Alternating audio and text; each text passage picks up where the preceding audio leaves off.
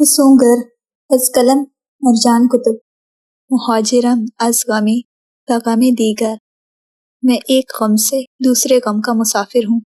اس کو گھوڑا دوڑا کر عین اسی لکڑی کے دروازے کے باہر رکتے دیکھ کر ابو تراب غضنفر کو بالکل بھی تعجب نہیں ہوا۔ اسے یہ بات اچھے سے معلوم تھی کہ ایک بار کا بھی دیکھا ہوا راستہ در نجف نہیں بھولتی۔ پیچھے آ رکتے گھوڑے کی ہنہناہٹ پر اس نے ایک نظر پلٹ کر گھوڑے سے اترتے ابو تراب کو دیکھا جو اسے ہی دیکھ رہا تھا، مگر نجف کے دیکھتے ہی نگاہوں کا زاویہ بدل گیا۔ کسی قدر ناسمجھی سے اس نے بھی چہرہ پھیر لیا۔ اس کے چہرے پر الجھن رقم تھی۔ ظاہر ہے اس کو نظر نہ اٹھا کر دیکھنے والا مرد اچانک سے اتنے تحیر متواتر دیکھتا رہے تو تعجب یقینی تھا۔ اس کا دیکھنا عام مردوں جیسا نہیں تھا۔ اس کھوجتی ہوئی نگاہ کو جیسے کچھ اور درکار تھا۔ اس کا جی چاہا وہ پلٹ کر ان نگاہوں کا مفہوم دریافت کرے، مگر پیچھے سے آتی یا سیدی کی پکار پر گہرا سانس بھر کر رہ گئی۔ ابو تراب نے پلٹ کر اسے دیکھا۔ اس کے چہرے پر بے چینی تھی۔ کیا ہوا حذیفہ؟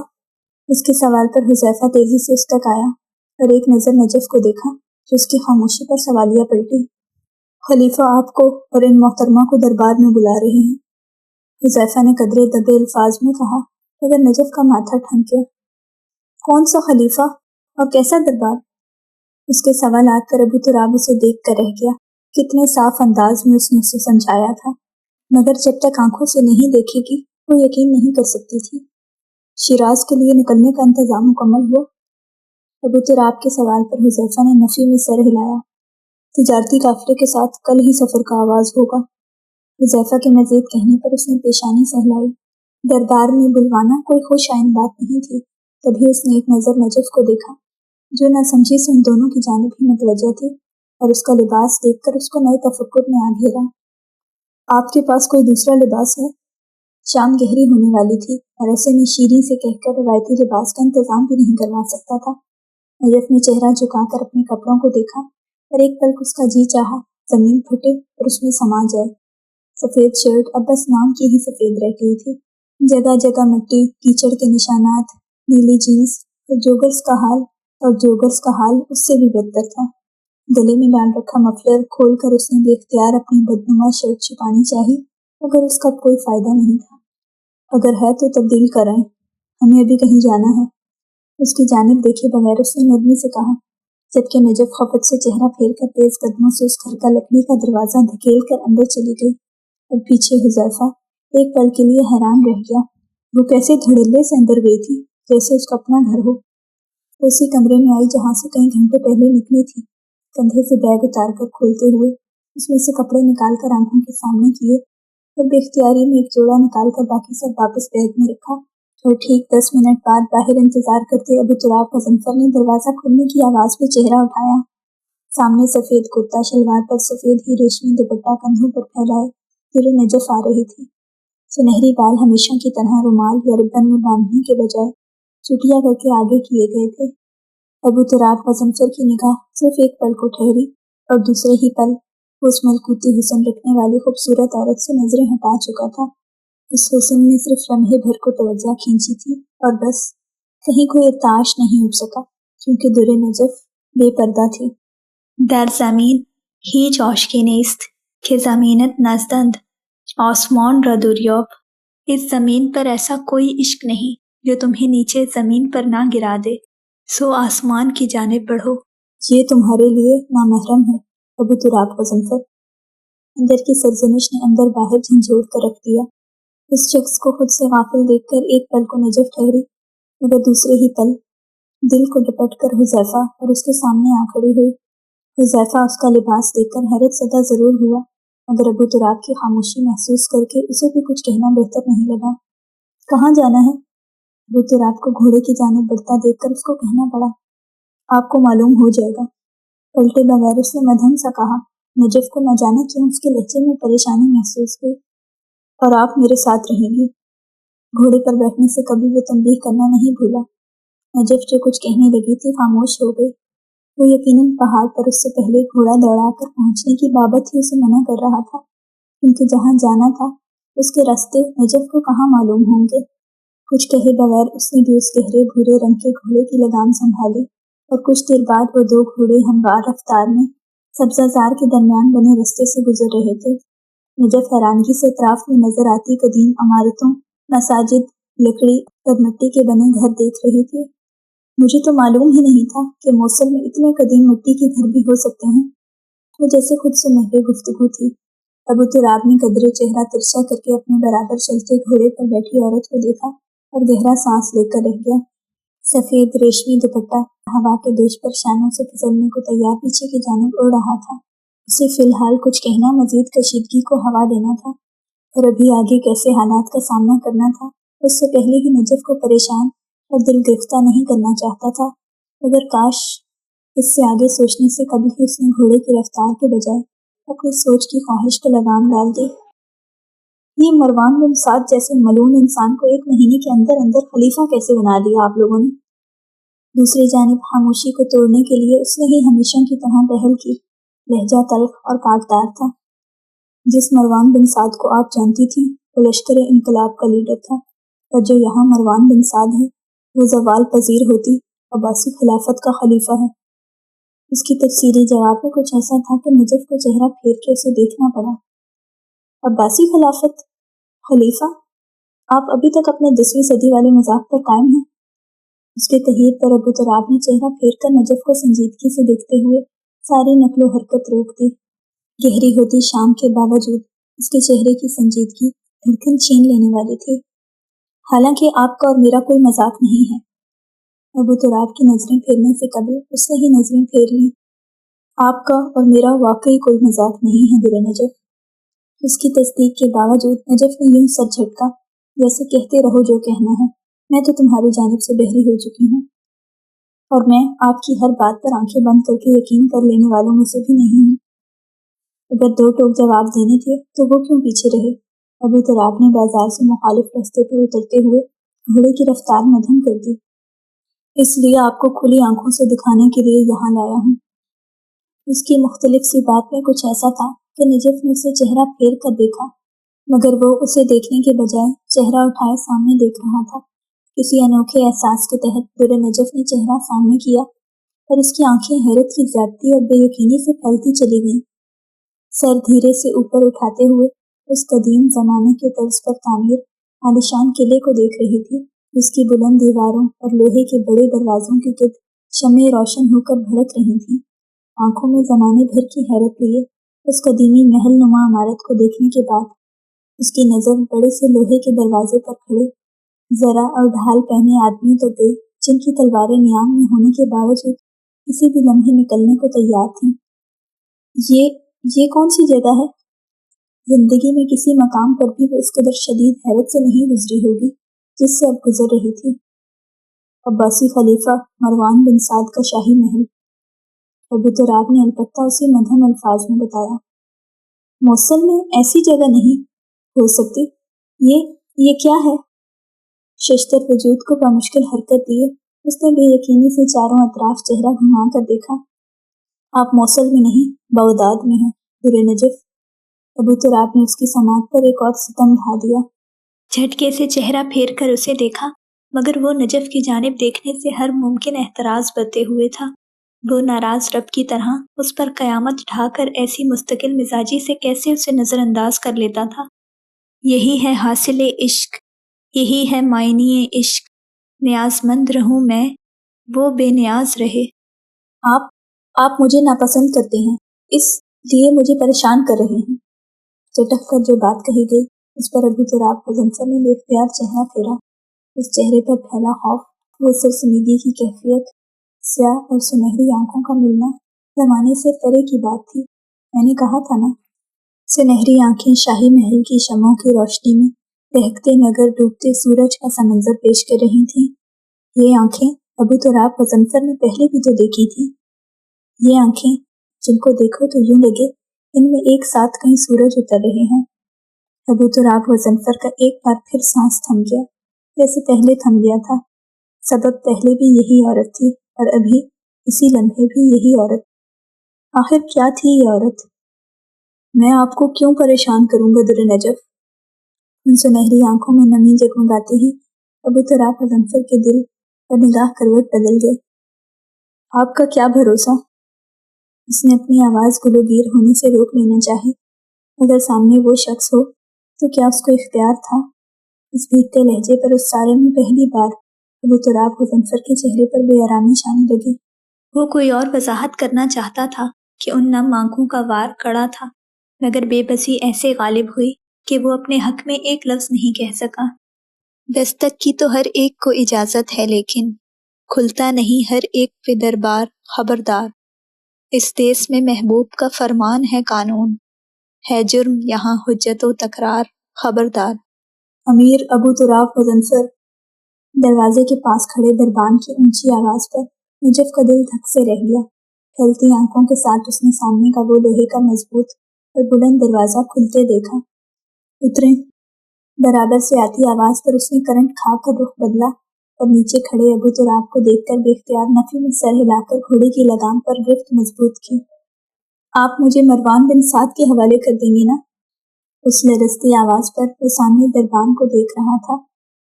زلزلے کی زد میں آ گیا۔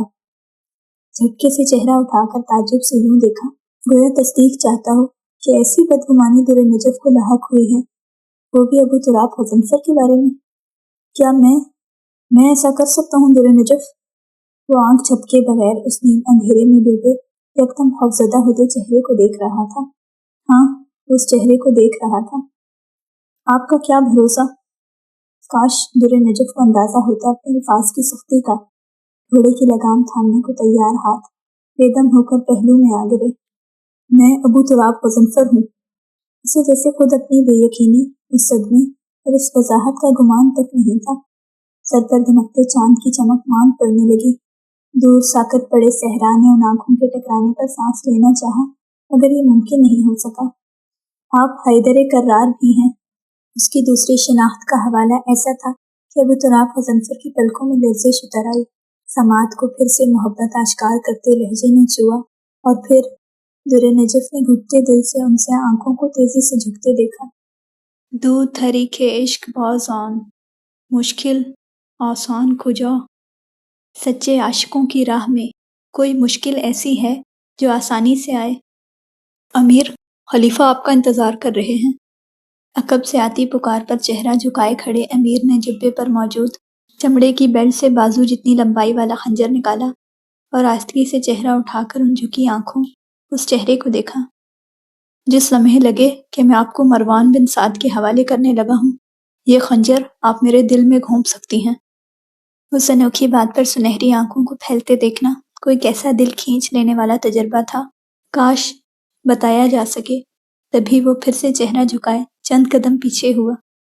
تلوار بردار دربانوں نے حیرت سے اس عجیب حلیے والی عورت کو چند پل کی سوچ و بچار کے بعد گھوڑے سے نیچے اترتے دیکھا۔ نجف نے وہ 2 قدموں کا فاصلہ پھر سے سمیٹ لیا۔ میں یہ آپ کے دل میں گھونپ دوں گی۔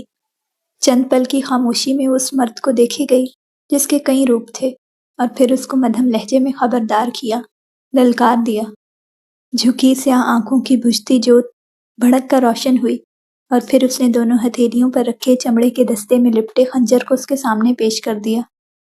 آپ کو اجازت ہے؟ نرم لہجہ مہربانی لیے ہوئے تھا۔ تبھی نجف کے چہرے کی رنگت گلابی ہوئی، دل کی دھڑکن سکڑ کر پھیلی۔ یہ وہی حیدر کرار اور ابو تراب غضنفر تو تھا جو اس کے سامنے بے اعتنائی کی حد کر دیتا تھا، مگر پھر بھی موم کی طرح نرم رہتا تھا۔ ایک نرم بول نے کیسے در نجف کے دل کو پر امید کر دیا۔ کیا کوئی اس کا اندازہ لگا سکتا ہے؟ چمکتی آنکھوں والی لڑکی نے ایک ناز سے وہ خنجر اپنے ہاتھ میں لے لیا۔ جھکے چہرے والا ابو تراب غضنفر پیچھے ہو گیا، اور اس بار اس کے یوں پیچھے ہو جانے نے نجف کے دل کو اداس نہیں کیا۔ وہ عورت تھی، محبت سے گوندھی گئی عورت، احترام پر مائل ہو جانے والی عورت۔ خاموش چہرہ اٹھاتے چلتے ابو تراب کے فرشتوں کو بھی خبر نہیں تھی کہ جس کے کندھوں پر سوار ہیں اس شخص کی ساری بے اعتنائی پھر سے کوئی بھلا بیٹھا ہے۔ نجف نے ایک ہلکی سی نظر راہداری میں اپنے برابر چلتے شخص پر ڈالی جو سیاہ امامے میں اتنا دل کو پیارا لگا۔ اس نے نظر لگ جانے کی ڈر سے نظریں پھیر لیں، چہرہ جھکا کر ہاتھ میں تھامے خنجر پر گرفت مضبوط کی، چہرہ اٹھایا اور جانتی نہیں تھی کہ ابھی تو حیرت قدے میں داخل بھی نہیں ہوئی، ابھی تو شروعات ہونی تھی۔ خیشت در خیشت ایک آزار میں رکھا ہوا ہے، اس نے دل میں نہیں دیوار میں رکھا ہوا ہے۔ اے محبت کی نموداری پہ خوش ہوتے دل، عرصہ ہجر بھی آثار میں رکھا ہوا ہے، ہر گھڑی گریا عزاداری، دعائیں ماتم، وقت نے شام کے بازار میں رکھا ہوا ہے۔ کیا انادار زباں کھول کے شرمندہ ہو، آئینہ دستے طلبگار میں رکھا ہوا ہے۔ دیکھ میثاق محبت سے مکرنے والے، تجھے اب تک دل سرشار میں رکھا ہوا ہے۔ عورت، خواب، سماوات، زمانے، حیرت، یعنی کیا کیا تیرے اسرار میں رکھا ہوا ہے۔ ہم ہیں موجود و میسر سے تہی پہلو لوگ، غیر موجود کو درکار میں رکھا ہوا ہے۔ اے غنیم، اس کو بسر کرنے کی تیاری کر، عرصہ زخم جو تلوار میں رکھا ہوا ہے۔ اتنی توفیق میسر ہے سو میں نے احمد، عشق کو عالم انکار میں رکھا ہوا ہے۔ راہداری میں مؤدب کھڑے دربان اس کی نگاہوں میں نہیں آئے، یہ نگاہوں کا مرکز کچھ اور تھا۔ ابو تراب اس کے برابر سے نکل کر بڑے سے دروازے سے اندر داخل ہوا تو نگاہوں کا مرکز بھی تبدیل ہو گیا۔ اس کے پیچھے ہی نجف بھی داخل ہوئی اور اس بڑے سے ہال میں داخل ہوتے ہی ششتر رہ گئی۔ سامنے آخری دیوار کے ساتھ بڑا اور شاہانہ تخت تھا جس پر مروان بن سعد بیٹھا تھا۔ سفید اور جامنی رنگ کا بھڑکیلا سا جبہ اور سر پر مختلف سا امامہ پہنے، جو امامہ کم اور دیکھنے والے کو تاج زیادہ لگے۔ اس کے تخت کے ارد گرد لاتعداد لکڑی کے میز اور بیٹھنے کے سٹول تھے جن پر فی الحال کوئی نہیں بیٹھا تھا، مگر نجف یقین سے کہہ سکتی ہے کہ دن کے اوقات میں یہ ہال امامی اور جبے والے درباروں سے بھرا رہتا ہوگا۔ تو اب بتاؤ مجھے امیر ابو تراب بن غضنفر، یہ عورت کون ہے؟ اس کو یوں آنکھیں پھاڑے ادھر ادھر دیکھتے پا کر اس نے ناگواری سے کہا۔ ابو تراب قبل اس کے آگے بڑھ کر تعظیم سے سلام کرتا، بازو سے پیچھے کو کھینچے جانے پر تحیر سے چہرہ پھیرا۔ در نجف نے اس کے جبے کی کھلی آستین پکڑ لی تھی اور ایسی سختی سے کہ اس کا ہاتھ برف کی طرح سفید ہو رہا تھا۔ کسی عجیب کیفیت کے تحت ابو تراب کی نگاہ بازو سے ہوتی ہوئی اوپر کو اٹھی اور اس چہرے ان آنکھوں میں چھائے خوف اور ڈر کو دیکھ کر ساکن رہ گیا۔ خاموشی پر مروان بن سعد اپنے اونچے تخت سے اٹھ کر 4 سیڑھیاں قدم قدم اترنے لگا اور نجف بے اختیار ابو تراب کی آستین یوں ہی تھامے اس کی مضبوط پشت کے پیچھے ہو گئی۔ یہ بالکل غیر ارادی حرکت تھی، جو خوف دوپہر میں دامن گیر نہیں ہوا تھا حواس میں سب سے پہلے آ کر اپنی لپیٹ میں لینے لگا۔ شاہی سپاہی کو اٹھا کر پٹختے ہوئے خوف نہیں آیا؟ ان کے روبرو آتے ہوئے اس کا لہجہ اتنا کاٹدار تھا کہ نجف کے ہاتھ پیر ٹھنڈے پڑنے لگے۔ یہ یہاں کے اصولوں سے ناواقف ہیں خلیفہ، آئندہ ایسی بدمزگی نہیں ہوگی۔ اس نرم لہجے میں ایسی سختی تھی جو نجف نے آج سے پہلے کبھی نہیں سنی۔ یہ عورت کیا لگتی ہے تمہاری؟ صاف ظاہر تھا کہ مروان بن سعد کو اس عورت کا یوں ابو تراب کے پیچھے چھپ جانا ایک آنکھ نہیں بھایا۔ میری ذمہ داری ہیں۔ ابو تراب کے 2 ٹوک جواب پر جہاں مروان بن سعد کی پیشانی پر شکن در آئی، وہیں در نجف کا دل اپنی رفتار بھول گیا۔ اسے شاہی دربار کی تمیز سکھاؤ ابو تراب۔ مروان بن سعد کو تحمل سے مگر تنبیہ کرنی پڑی، اور جس طرح مقابل کی سیاہ آنکھوں میں سرد مہری گھلی، مروان بن سعد کے تن بدن میں آگ لگ گئی۔ تمیز تب سکھائی جائے جب دوبارہ شاہی دربار میں قدم رکھنا ہو، جبکہ یہ پہلی اور آخری بار ہے خلیفہ۔ اس کے سخت انداز پر نجف کا ٹھٹک جانا بنتا تھا۔ خوفزدہ دل کو ڈھارس ملنے لگی، یعنی وہ تعظیم جو بھرے مجمع میں دکھائی وہ لوگوں کی بھلائی کے لیے تھی، اور اصل میں ابو تراب غضنفر کو بھی مروان بن سعد سے بیر ہے۔ وہ اب بھی اس کے سامنے ڈٹ کر سختی سے کھڑا تھا۔ یہ میری مہمان اور میری ذمہ داری ہیں، میں ان کے ساتھ دوبارہ وہ سلوک ہوتے نہیں دیکھنا چاہتا۔ مروان بن سعد سرخ آنکھوں کے ساتھ پلٹا، سیڑھیاں طے کرتے ہوئے واپس اپنے تخت پر براجمان ہو گیا۔ اس کل کے لڑکے کو وہ کچھ نہیں کہہ سکتا تھا۔ اس کل کے لڑکے کا راج پورے فارس میں بسنے والے لوگوں کے دلوں پر تھا۔ اور امیر ابو تراب غضنفر کس سلوک کی بات کر رہے ہیں؟ کوئی کاٹ سی اس کے لہجے میں محسوس کرتے ہی نجف کی ابو تراب کی آستین پر گرفت مضبوط ہوئی، مگر وہ یوں ہی اس کے عقب میں چہرہ جھکائے کھڑی رہی۔ آپ جانتے ہیں میں کس سلوک کی بات کر رہا ہوں خلیفہ؟ ابو تراب نے ان سرخ ہوتی آنکھوں میں بے خوفی سے دیکھتے ہوئے اپنی بات دہرائی، اور خلیفہ مروان بن سعد کہکا لگا کر ہنس دیا۔ کشادہ ہال میں اس کے کہکے نے عجیب سی گونج پیدا کر دی تھی۔ تمہارا یہی نڈر انداز ہمیں پسند ہے ابو تراب ابن غضنفر، بالکل اپنے باپ کی طرح۔ تم جانتے بھی ہو کہ عباسی خلیفہ کے سامنے کھڑے ہو، مگر تم اپنے بیان میں رد و بدل نہیں کرتے۔ مروان بن سعد محظوظ ہو کر کہہ رہا تھا، مگر ابو تراب کی سنجیدگی میں کوئی کمی نہیں آئی۔ ہمیں اجازت؟ اپنی تعریف کو نظر انداز کیے اس نے ایک بار پھر مروان کو جلتے شعلوں میں دھکیل دیا، مگر زوال پذیر ہوتی خلافت کا خلیفہ ہونا تحقیر آمیز بات تھی۔ اجازت ہے، لیکن ہم اس عورت سے پھر ملنا چاہیں گے جس نے اپنی بہادری سے ہمیں متاثر کیا ہے۔ مروان کے معنی خیز لہجے میں کچھ ایسا تھا کہ ابو تراب نے بغور اس کی خباثت بھری مسکراہٹ کو دیکھا، سختی سے جبڑے بھینچ کے خاموشی سے پلٹا۔ مروان نے چہرہ اونچا کر کے اس عورت کو ایک نظر دیکھنا چاہا، مگر ابو تراب نے نجف کو ہاتھ سے چلنے کا اشارہ کیا اور خود اس کے پیچھے چلتے ہوئے ہال سے باہر نکل آیا۔ دروازہ بند ہونے کی آواز پر نجف کے قدم بے جان ہوئے اور قریبی دیوار کا سہارا لے کر وہ جس طرح بے دم ہو کر بیٹھتی چلی گئی، لمحے بھر کو ابو تراب دنگ رہ گیا۔ آپ ٹھیک ہیں؟ اس طراب لہجے میں ہی نہیں، پورے ابو تراب کا غضنفر میں اتر آیا، جس سے یکسر انجان نجف نے نفی میں سر ہلا کر چہرہ اٹھایا اور شمع کی روشنی میں سفید پڑتا چہرہ ابو تراب کے دل کو حیرت زدہ کر گیا۔ ایسی عورت اس نے پہلی بار دیکھی تھی جو بیک وقت اتنی بہادر اور خوفزدہ لگے۔ وہ یوں ہی چہرہ جھکائے اس کے ہاتھوں کو دیکھے گیا جس میں اسی کا دیا گیا خنجر نجف نے سختی سے جکڑ رکھا تھا۔ کہہ دیں یہ میرے تخیل کی کارستانی ہے، سب جھوٹ ہے۔ اس شاہی محل کی دیوار سے ٹیک لگائے اس نے اتنی یاسیت سے کہا کہ ابو تراب غضنفر کو بھی وہ یاسیت اپنی لپیٹ میں لینے لگی۔ یہ عورت ابو تراب غضنفر کو عجیب طرح سے اداس کرنے لگی تھی، نہ جانے کب سے۔ یہاں سے چلیں، آپ جو سننا چاہتی ہیں میں آپ کو وہی بتاؤں گا۔ اس مدھم سرگوشی میں کوئی ایسی بات تھی کہ نجف کی ہمت کھو چکی ہستی نے بے یقینی کی عمیق گہرائی سے سر اٹھائے جھک کر کھڑے متفکر مرد کو دیکھا۔ سنہری بھیگتی آنکھوں کے متوجہ ہوتے ہی ابو تراب کو اندازہ ہوا اس نے بے اختیاری میں کیا کہہ دیا ہے۔ اسے آنکھیں جھجک گئیں، وہ اسے کیسے نگاہ بھر کر دیکھنے کی جرت کرنے لگا ہے۔ اس سیاہ عمامے میں لپٹے سر کو یوں ندامت سے جھکا دیکھنا اچھا تجربہ نہیں تھا۔ تبھی وہ دیوار کا سہارا لے کر لرزتی ٹانگوں پہ زور دے کر اٹھ کھڑی ہوئی اور راہداری کی جانب پلٹی۔ اس کو یوں خاموشی سے پلٹتے پا کر ابو تراب نے ایک پل کو آنکھیں موند کر گہرا سانس لیا اور پھر جھکا سر اٹھائے اس کے پیچھے چل دیا۔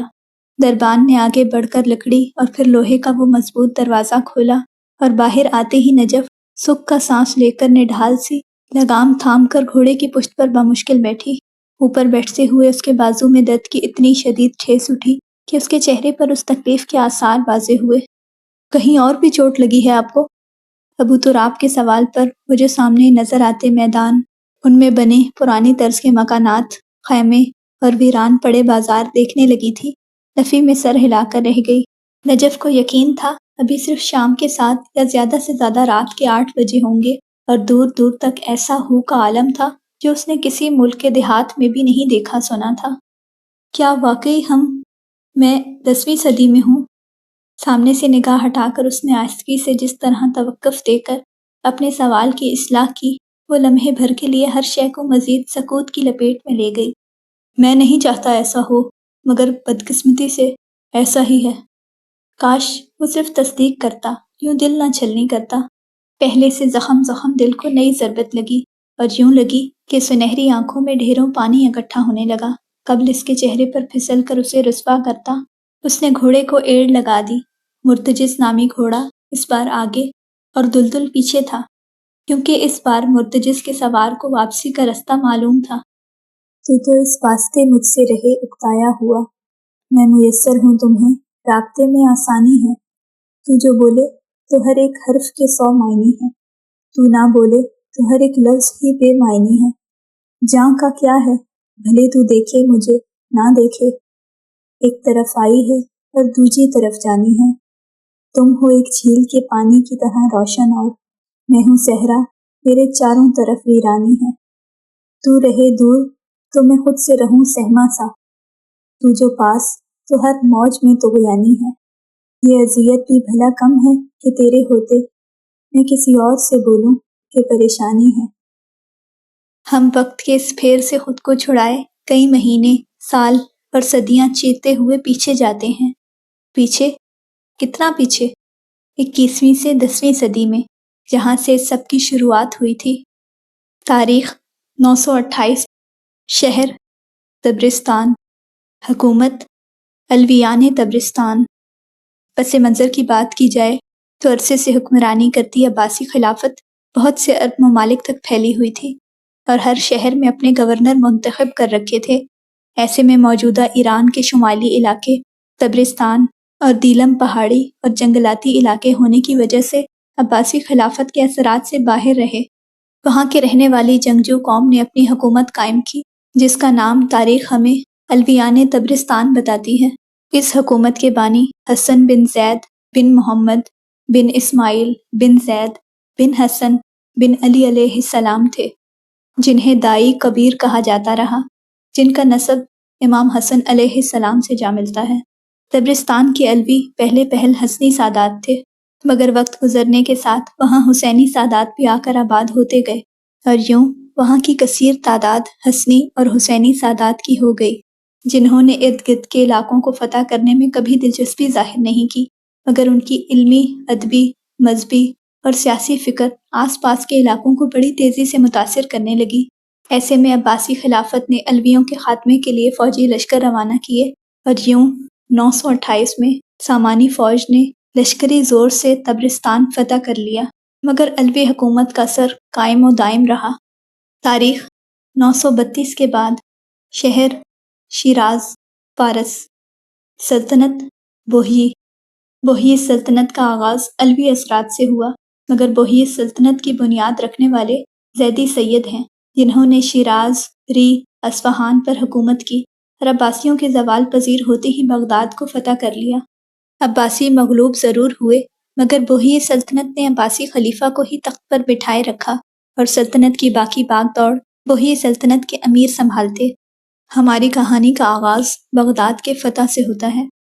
ابو تراب غضنفر کے والد غضنفر علی علوی حکومت میں بسنے والے حسینی سید باپ اور حسنی سید ماں کے بیٹے تھے، جو تجارت کے پیشے سے منسلک تھے، مگر بعد میں ہجرت کر کے بوہی سلطنت کے دارالحکومت شیراز میں آ کر سکونت اختیار کی۔ جیسے جیسے بوہی سلطنت پھیلتی گئی، غضنفر علی کے تجارتی کاروبار اور قافلے کی شہرت اور مقبولیت بھی پھیلنے لگی اور شاہی دربار تک میں ان کے چرچے ہونے لگے۔ اسی مشہوری، مقبولیت اور حشمت کو دیکھتے ہوئے بوہی سلطنت نے غضنفر علی کو شیراز کا امیر بننے کے لیے منتخب کرنا چاہا، مگر ان کا موقف تھا کہ سادات سونے کے تخت و تاج پر بیٹھنے کو پسند نہیں کرتے۔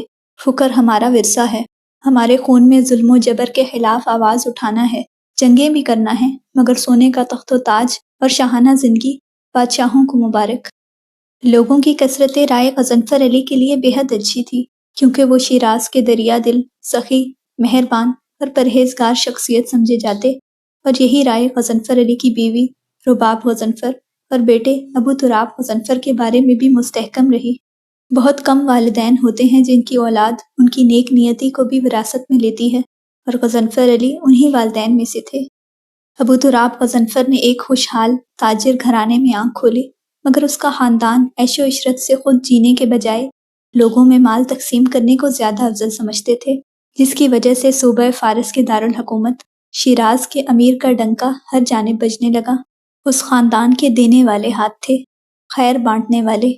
امیر غضنفر علی کا عام لوگوں کے درمیان کھانا پینا اور اٹھنا بیٹھنا رہا، بیوی اور بیٹا بھی اسی نقش قدم پر چلے تو بادشاہوں کے ایوان اور ان کے در و بام ہلنے لگے۔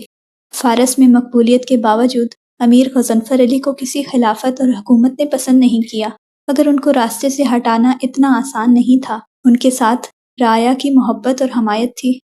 ابو تراب کہاں ہیں؟ گھر کے اندر آتے غضنفر علی کے سوال پر رباب غضنفر نے چونک کر انہیں دیکھا، جن کے چہرے سے پریشانی نظر آ رہی تھی۔ سب خیریت ہے غضنفر؟ وہ پریشانی سے ان تک آئیں جو نیچے بچھے قالین پر بیٹھے ہوئے کسی سوچ میں غرق ہو چکے تھے۔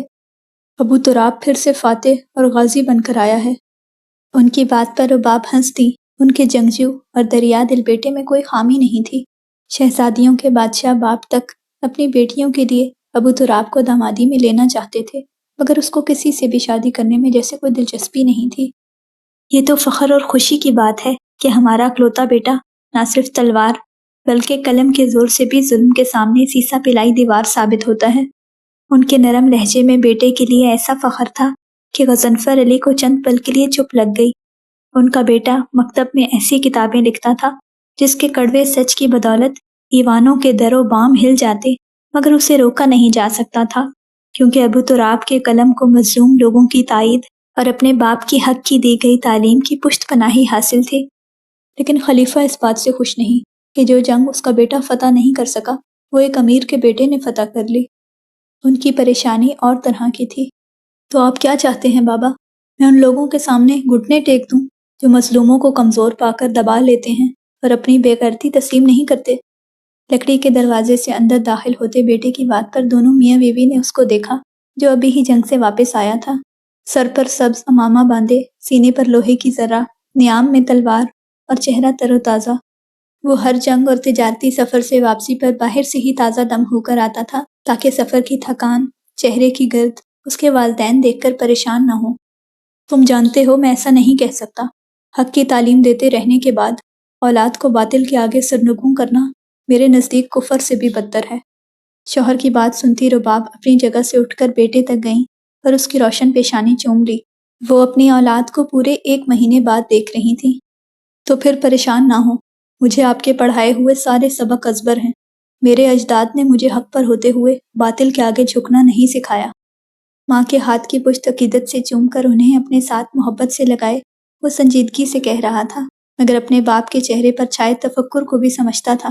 عمرہ شیراز کے امیر اور اس کے بیٹے کی بڑھتی مقبولیت سے عدم تحفظ کا شکار تھے۔ یاد ہے نا آپ نے کہا تھا کہ اجداد اگر غلط راہ پر ہوں تب ان کی تقلید نہیں کرنی چاہیے، ان سے فیض نہیں لینا چاہیے۔ لیکن میرے اجداد خدا پرست ہیں، حق کے رکھوالے ہیں، تو میں اپنے جد امام حسن و حسین علیہ السلام کی طرح یزیدیت کی کبھی بیعت نہیں کروں گا بابا۔ اس کے لہجے کے عزم میں امیر غضنفر علی کے چہرے سے ساری پریشانی اتار کر پھینک دی۔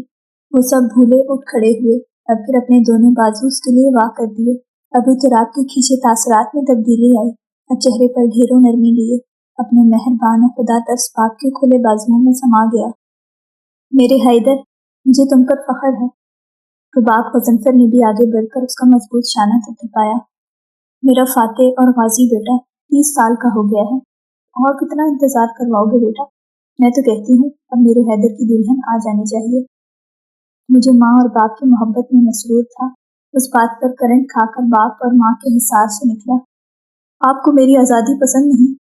اس کی مصنوعی خفگی اور ہمیشہ والے جملے پر رباب غضنفر نے بیٹے کو گھورا جو شادی کے موضوع سے اڑیل گھوڑے کی طرح رسی تڑوا کر بھاگتا تھا۔ 30 کے ہو گئے ہو، اور کتنے آزاد سال چاہیے؟ جانتے ہو نا یہاں 20 سے بھی کم میں لوگ گھر بسا لیتے ہیں، اور ایک ہمارا بیٹا ہے جو پروں پر پانی نہیں پڑنے دیتا۔ لوگ باتیں بناتے ہیں حیدر۔ آج پہلی بار اس کی شادی کو لے کر رباب غضنفر سنجیدہ اور ناراض لگ رہی تھی، تبھی اس نے کچھ نہیں کہا۔ اس کی خاموشی پر دونوں میاں بیوی نے ایک دوسرے کو دیکھا، اور غضنفر علی کی خاموش تسلی پر رباب غضنفر کو اندازہ ہوا کہ ان کا لہجہ سخت ہو گیا تھا۔ تم آزادی کی فکر نہ کرو، ایسی دلہن ہوگی میرے بیٹے کی جو تمہیں زمانوں کی سیر کروائے۔ اب بس شادی کروا کر تمہیں تجارتی قافلے یا جنگ میں جانے دوں گی؟ رباب جانتی تھی اپنے بیٹے کی فطرت کو، تبھی حتمی لہجے میں بولی۔ وہ مصروفیات کا مزید بہانہ نہیں بنا سکتا تھا۔ پھر تو آپ کو ایسی دلہن اس زمانے میں نہیں ملنے والی۔ ابو تراب نے ان کی آخری صاف بات مذاق میں اڑا دی، جبکہ غضنفر علی مسلسل مسکراتے ہوئے بیوی اور بیٹے کو دیکھ رہے تھے۔ یہ شادی کا موضوع کتنے سالوں سے چل رہا تھا، مگر جیت آخر میں لاڈلے اکلوتے بیٹے ابو تراب غضنفر کی ہی ہوتی تھی۔ تبھی غضنفر علی کی تمام فکریں ان دو چہروں کو دیکھتے ہی ثانوی ہونے لگیں۔ بے شک اس زمانے کی نہ ہو، مگر کہیں نہ کہیں تو ہوگی۔ رباب غضنفر کی مسکراہٹ دیکھنے سے تعلق رکھتی تھی، جیسے اس بار تو فیصلہ ہو کر رہے گا۔ ان کے لہجے کے یقین پر دونوں باپ بیٹے نے چونک کر مشکوک نظروں سے دیکھا۔ کوئی دیکھ تو نہیں رکھی؟ غضنفر علی کے سوال پر ابو تراب پریشانی سے ان کی جانب بڑھا، جو مسلسل مسکرائے جا رہی تھی۔ نہیں، اپنی دلہن کو ڈھونڈنا تو حیدر کا کام ہے، چاہے اسے کتنے ہی زمانوں کا سفر کیوں نہ طے کرنا پڑے۔ ان کی عجیب سی بات پر جہاں غضنفر علی الجھے، وہیں ابو تراب کے اٹھے شانے ڈھیلے ہوئے۔ شکر ہے، ابھی بہت وقت ہے، مسکرا کر کہتے ہوئے اس نے نیام سمیت تلوار اتار کے جھک کر لکڑی کی میز پر رکھی۔ کیسی عورت کو چاہے گا میرا بیٹا؟ رباب غضنفر کے اگلے سوال پر تلوار رکھتا ہاتھ ساکن ہوا۔ چہرہ اٹھا کر اس نے ماں باپ کے جوش سے چمکتے پراشتیاق چہروں کو دیکھا اور گہرا سانس لے کر سیدھا ہوا۔ لمحے بھر کو کچھ سوچا، ऐसी औरत जिसे एक नज़र देखते ही दिल की ख्वाहिश पर नज़र तो झुका लूं, मगर दोबारा उसे देखने की आरज़ू मेरे अंदर को हमेशा मुस्तरब रखे। चंद पल की खामोशी के बाद उसने आहिस्तगी से बहुत सोचकर गहरे लहजे में कहा। रुबाब गज़नफ़र मुस्कुराते हुए आगे बढ़ी। बस और कुछ नहीं। गज़नफ़र अली शरीर हुए। वो अपने बेटे की शराफत को जानते जो थे, औरत के सामने उसकी निगाह कभी नहीं उठ सकती। बताओ, ताकि तुम्हारी माँ ऐसी औरत को नज़र में रखे। तुम्हारे जितने नौजवान कितने बच्चों के वालिदैन हैं और तुम्हें जंगी या तजारती मुहिम से फुर्सत नहीं। अब की गज़नफ़र अली की मसनूई डपट पर वो बेख्तियार मुस्कुरा दिया। हे बाबा, जैसी औरत मैं चाहता हूँ इस ज़माने में मिलना बहुत मुश्किल है। चीख कर उसने जिस तरह पेशानी सहलाई, गज़नफ़र और रुबाब दोनों ने हैरानगी से अपने बेटे को देखा। वो तीनों एक दूसरे से कुछ मुख्फी नहीं रखते थे। एक दोस्ताना ताल्लुक था उनके दरमियान, जो पहली बार देखने वाले को भी महसूस हो जाए। ऐसा भी क्या चाह रहे हो तुम? रुबाब गज़नफ़र के सवाल पर उसे समझ नहीं आई कि क्या जवाब दे। वो खुद नहीं जानता था कि 30 का होने के बावजूद उसके दिल में अपना घर बसाने की ख्वाहिश क्यों नहीं बेदार होती। शायद अपनी अभी की जिंदगी से मुतमईन था। शायद जैसी औरत अपने लिए चाहता था वैसी औरत उसने अब तक देखी सुनी नहीं थी। सच सच बताऊं, उसने बात में ड्रामाई वक्फा लिया, जबकि गज़नफ़र अली भी सब भूल भाल कर संजीदा नजर आते बेटे की तरफ तेजी से बढ़े। ऐसी औरत जो मुझ पर कायनात का कोई बड़ा और गहरा राज मुंकशिफ कर दे। वो गहरी बात कुछ ऐसी थी कि गज़नफ़र अली और रुबाब गज़नफ़र ने एक दूसरे को ताज्जुब से देखा। कैसा राज? वो तीनों जैसे ये भुला बैठे थे कि अबू तुराब गज़नफ़र लंबे सफ़र से जंग फतह करके आया है। कोई भी इतनी बड़ी कायनात के हज़ारों राजों में से बस एक राज। उसका इत्मीनान अब काबिले दीद था, जैसे बस एक राज की ही तो बात है। वो आए, उसके कान में आश्कार करे और अबू तुराब गज़नफ़र उसका हो जाएगा। और भी कुछ है? गज़नफ़र अली ने मुस्कुराहट दबाई। है तो सही। अबू तुराब गज़नफ़र की से आंखें यकदम किसी ख्याल के आते ही ऐसे चमकने लगी कि सामने खड़े उसके माँ बाप ठहर गए। ये चेहरा और ये आंखें आज से पहले कभी इतने शादाब और चमकदार नहीं हुए थे। आंखें ऐसी हों कि देखते ही लगे दहकता सूरज गहरे पानियों में डूब रहा है। उसके होंठ मुस्कुराहट लिए हुए थे। ये वो जमाना था जब अबू तुराब गज़नफ़र के चेहरे पर सख्ती और संजीदगी के बजाय बेपरवाह मुस्कुराहट होती थी। हमारे बेटे ने तो हमें बहू ढूंढने की झंझट से ही बचा लिया गज़नफ़र। रुबाब गज़नफ़र सबसे पहले सख्ते से बाहर निकले और उनकी बात पर अबू तुराब हंस दिया। तो जब तक ऐसी औरत नहीं मिलती मैं तन्हा रहना चाहता हूँ मादर ग्रामी। नरमी से उसने माँ के दोनों शानों पर हाथ रखा। अगर ऐसी औरत मिल गई, गज़नफ़र अली ने उसकी अजीब सी ख्वाहिश को कुरेदना चाहा, तो मैं बखुशी कैद हो जाऊंगा। सिर्फ कहा ही नहीं, माँ के कंधों से हाथ हटाकर सीने पर रखते हुए वो कदरे झुका और गज़नफ़र अली उसकी ताबेदारी पर हंस दिए। सच सच बताओ, किस मुफक्किर को पढ़ रहे हो? वो जानते थे अबू तुराब की जिंदगी बस तिजारत और मैदानी जंग के गिर्द ही घूमती है, तो ऐसी बातें कहाँ से उसके दिल में समा गईं? और अगर ऐसी औरत तुम्हें ना मिली? कब इसके जवाब देता, किसी गहरे ख्याल में महव रुबाब गज़नफ़र की बात पर अबू तुराब के चेहरे की शादाबी और आंखों की चमक मान पड़ गई। तो मैं तन्हा रहना पसंद करूंगा। उसके चेहरे पर अचानक से डर आती संजीदगी ठटका देने वाली थी। उसके अंदर बाहर बयाबां जैसी खामोशी और वीरानी छाने लगी। इतना सन्नाटा है कि जैसे सकूते सहरा, ऐसी तारीकी कि आंखों ने दुहाई दी है, जाने जिंदान से उधर कौन से मुंतज़िर होंगे। मुझको दीवार ही दीवार दिखाई दी है, दूर एक फाख्ता बोली है, बहुत दूर कहीं पहली आवाज मोहब्बत की सुनाई दी है। तुम जानते हो ना, इंसान की हर ख्वाहिश पूरी नहीं होती। तुम कुछ और भी सोच कर रखो हैदर, तुम्हारे आगे एक तवील जिंदगी है। उनकी बात में वजन था, मगर अबू तुराब चंद लम्हे के लिए हिल नहीं सका। ऐसा उसने सोचा नहीं था। अच्छा चलें, मैं कम पर राजी होते हुए सिर्फ ज़ाहिर और बातिन की अच्छाई और हया पर इक्तफा कर लूंगा। संभल कर उसने अपने माँ बाप के परेशान होते चेहरों को शानी बेनियाजी से हंसाना चाहा। एक बात याद रखना हैदर, बहुत कम लोग होते हैं जिनके ज़ाहिर और बातिन से हया और अच्छाई झलकती है, वरना ज़्यादातर का या ज़ाहिर हयादार होता है या बातिन। रुबाब गज़नफ़र जैसे उसे कुछ समझाना चाहती थी। बातिन अगर हयादार है तो ज़ाहिर से भी तो छलकना चाहिए मादर।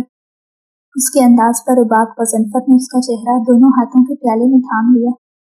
اس دنیا میں ایسے لوگ بھی ہیں جن کے باطن حیادار ہیں، مگر وہ ظاہر کی حیا سے بے خبر ہیں، لیکن جب ان کو خبر ہوتی ہے کہ ظاہر و باطن دونوں کی حیاداری ضروری ہے، پھر روئے زمین پر تمہیں ان سے زیادہ حیادار اور پرہیزگار شخص نہیں ملے گا۔ وہ بات گہرا راز کوئی اہم نصیحت لیے ہوئے تھی، ایسی نصیحت جسے پلو سے باندھ دینا بہت ضروری ہوتا ہے۔ تمہیں کوئی ایسی عورت ملے تو اسے کھونا مت عزیزم، ایسی عورت کو کھو کر تمہیں کبھی کسی کا باطن حیادار نہیں ملے گا۔ ماں کی تنبیہ میں ایسی سنجیدگی تھی کہ ابو تراب غضنفر ٹھٹک کر ان کے سنجیدہ چہرے کو دیکھے گیا۔ وہ اسے ہمیشہ نصیحت کرتی تھی، مگر آج سے پہلے ایسی خبردار کرتی تنبیہ بری نصیحت نہیں کی گئی تھی۔ ہمارے پسر کو ایسی عورت ہی ملے گی۔ ابو تراب کا ساکن ہو جانا محسوس کرتے ہی غضنفر علی نے مسکرا کر بات بدلنی چاہی۔ جب سے تم جنگی مہم پر گئے ہو، تمہاری ماں گہرا فلسفہ بولنے لگی ہیں۔ غضنفر علی کی مسکراتی بات پر ابو تراب نے سنبھل کر ماں کو دیکھا، جن کے چہرے کی نرمی نے سفر کی ساری تھکن اڑن چھو کر دی تھی۔ میری مادر کسی عالم سے کم تھوڑی ہیں۔